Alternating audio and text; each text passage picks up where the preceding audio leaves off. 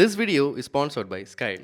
Assassins ബ്രദർഹുഡിലും ഫാമിലിയിലും എല്ലാ കാലവും മുഴങ്ങിക്കേൽക്കുന്ന ഒരു പേരുണ്ട്, Ezio Auditore da Firenze. From a vengeful youth to a wise mentor. Assassin's Creed സീരീസിലെ എസിയോയുടെ journey is one of the most iconic character arcs in the gaming history.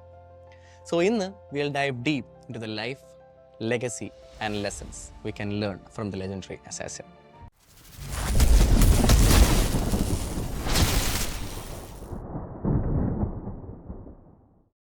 എസിയോയുടെ കഥയുടെ ആരംഭത്തിൽ എസിയോ ഒരു അസാസിൻ അല്ലായിരുന്നു.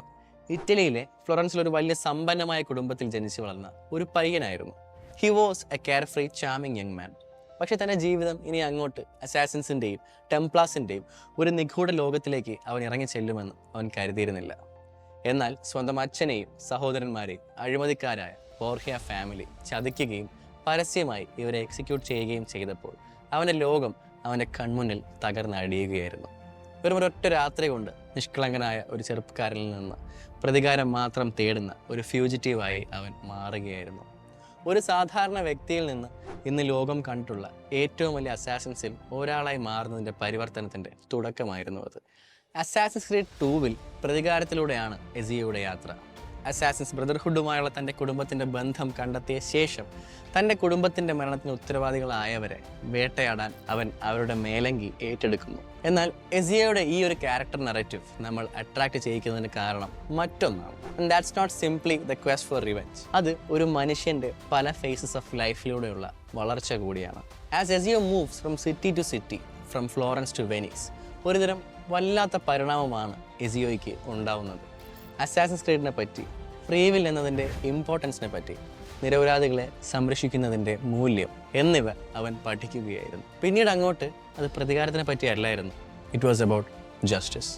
ആൻഡ് ടെംപ്ലേഴ്സുമായുള്ള നിരന്തരമായ പല യുദ്ധങ്ങളിലൂടെ we see Ezio mature from a hot headed youth to a man with a greater purpose.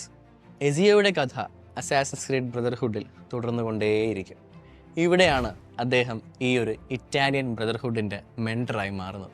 ഇറ്റലിയിലെ റോമിൽ വെച്ച് എസിയോ ആ ഉത്തരവാദിത്തം ഏറ്റെടുക്കുകയായിരുന്നു. The responsibility of leading and rebuilding the assassin brotherhood. And ഇതൊക്കെയും എസിയോ ചെയ്യുന്നത് is while fighting against the powerful Borgia family. തൻ്റെ ജീവിതത്തിൻ്റെ ഈ ഒരു ഭാഗത്ത് വെച്ചാണ് എസിയോയുടെ ലീഡർഷിപ്പ് ക്വാളിറ്റീസ് പ്ലെയേഴ്സിന് മുന്നിലേക്ക് വരുന്നത്. കാരണം ഇനി അങ്ങോട്ട് എസിയോ ഒറ്റയ്ക്കല്ലായിരുന്നു. എന്തിനും ഏതിനും തയ്യാറായിട്ടുള്ള ഒരു പുതിയ ജനറേഷൻ ഓഫ് അസാസിൻസിനെയാണ് അയാൾ അവിടെ ട്രെയിൻ ചെയ്തുകൊണ്ടിരുന്നത്. But even as a leader Ezio always remained grounded. ഒരിക്കൽ പോലും തൻ്റെ ധാർമ്മിക കർമ്മങ്ങൾ അവൻ മറന്നിരുന്നില്ല. തൻ്റെ അല്ല, ഒരു അസാസിൻ എന്നതിൻ്റെ ധാർമ്മിക കർമ്മങ്ങൾ, ഫ്രീഡം, ജസ്റ്റിസ് ആൻഡ് ഓണർ. ശരിക്കും ഈ ഒരു പാർട്ടിലാണ് എന്തുമാത്രം എസിയോ എന്ന ക്യാരക്ടർ വളർന്നു എന്ന് പ്ലേയേഴ്സിലേക്ക് എത്തുന്നത്. That shift from a lone avenger to a mentor. He was no longer reacting to the world. Instead, he was shaping it, guiding the brotherhood and ensuring that their fights continues beyond his lifetime. പോകെ പോകെ റെവലേഷൻസിൽ നമ്മൾ കാണുന്നത് കുറെ കൂടി പ്രായമായതും അതിലുപരി പക്വതയുള്ളതുമായ ഒരു എസിയോനെയാണ്. A man who has lived through decades of conflicts and loss. Ezio ഇപ്പോൾ 50 വയസ്സ് അടുപ്പിച്ചുള്ള ഒരു മധ്യവയസ്കനായി മാറിക്കഴിഞ്ഞു. ഇപ്പോൾ അദ്ദേഹം കോൺസ്റ്റന്റിനോപ്പിളിലെ ഒരു പുതിയ ക്വസ്റ്റിലായിരുന്നു. He was on a journey to uncover the secrets left behind by the Altair. തന്നെക്കാൾ മുന്നേ ഈ വഴികളിലൂടെയൊക്കെ കടന്നുപോയ one of the most legendary assassin ever lived. And ഈ പാർട്ടിൻ്റെ അവസാനമായിരുന്നു ദ ഹോൾ സീരീസിലെ തന്നെ the most emotional and cinematic moment ഉണ്ടാകുന്നത്. The portion nearing the climax of the game where he finally finds the library of Altair. പക്ഷേ അവിടെ അവൻ treasures ഒന്നും തന്നെ കണ്ടെടുക്കുന്നില്ല. പക്ഷേ അതിലും വലുത് എന്ന് താൻ വിശ്വസിക്കുന്ന ഒരു പിടി തിരിച്ചറിവുകളാണ് എസിയോനെ കാത്തിരിക്കുന്നത്. ആൻഡ് ആ തിരിച്ചറിവുകൾ ഒന്ന് ഈ അസാസിൻ എന്ന ജീവിതത്തോട് വിട പറയുക എന്നതാണ്. താൻ വർഷങ്ങളോളം കെട്ടിയാടിയ, തന്നെ ഇപ്പോഴത്തെ താനാക്കി മാറ്റിയ ഈ വേഷം അഴിച്ചു വയ്ക്കാൻ അദ്ദേഹം അവിടെ വെച്ച് തീരുമാനമെടുക്കുകയായിരുന്നു. ആൻഡ് അവിടെ ഈ ഫ്രാഞ്ചൈസിയിലെ തന്നെ one of the most iconic ഡയലോഗ്സിന് കൂടി സാക്ഷ്യം വഹിക്കും. When I was a young man, I had liberty, but I did not see it. I had time, but I did not know it. And I had love, but I did not feel it. Many decades would pass before I understood the meaning of all three. And now, in the twilight of my life, this understanding has passed into contentment.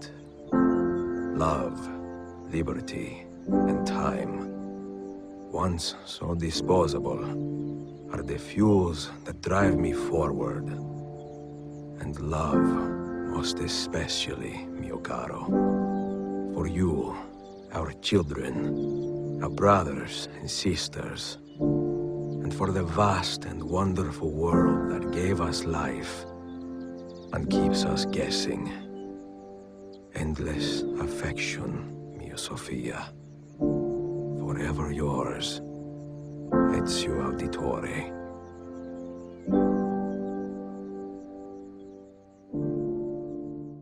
So എന്തായിരിക്കും എസിയോ ഓഡിറ്റോറെ ദെ ഫ്രാൻസാനെ മറ്റുള്ള അസാസിൻസിൽ നിന്നും special ആക്കിയിട്ടുണ്ടാവുക?